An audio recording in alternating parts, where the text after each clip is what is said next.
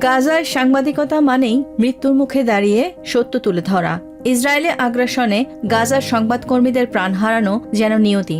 শনিবার ভোরে আল বুরেইজ ও খান ইউনিসে চালানো ইসরায়েলি ড্রোন হামলায় অন্তত 6 জন নিহত হয়। এদের মধ্যে ছিলেন একজন পেশাদার সংবাদকর্মী।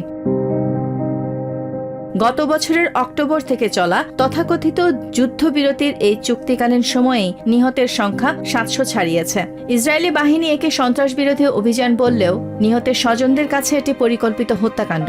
বিশ্ব যখন বড় বড় শহরে শান্তি আলোচনার টেবিলে মত্ত, তখন গাজার মাটিতে প্যালেস্টিনিয়ানদের রক্ত ঝরছে অবাধে। প্রতিদিন এখানে টার্গেট করে হামলা চালানো হচ্ছে। সে একজন সাংবাদিক ছিল, সে কি অপরাধ করেছিল? আর এই সাধারণ মানুষরাই বা কি দোষ করেছে?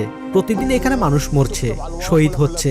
এই যুদ্ধবিরতি চুক্তি কেবল কাগজেই সীমাবদ্ধ, বাস্তবে এর কোনো প্রয়োগ নেই। পুরো পৃথিবী শুধু তাকিয়ে তামাশা দেখছে।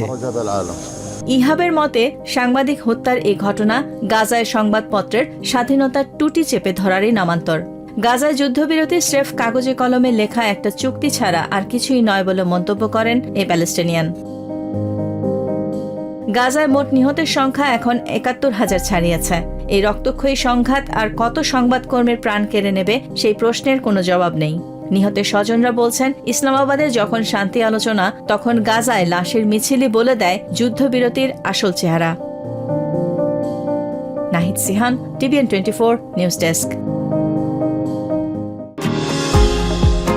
নিউ ইয়র্ক থেকে সম্প্রচারিত টিভিএন 24 টেলিভিশন বিশ্বজুড়ে বাঙালির কণ্ঠস্বর।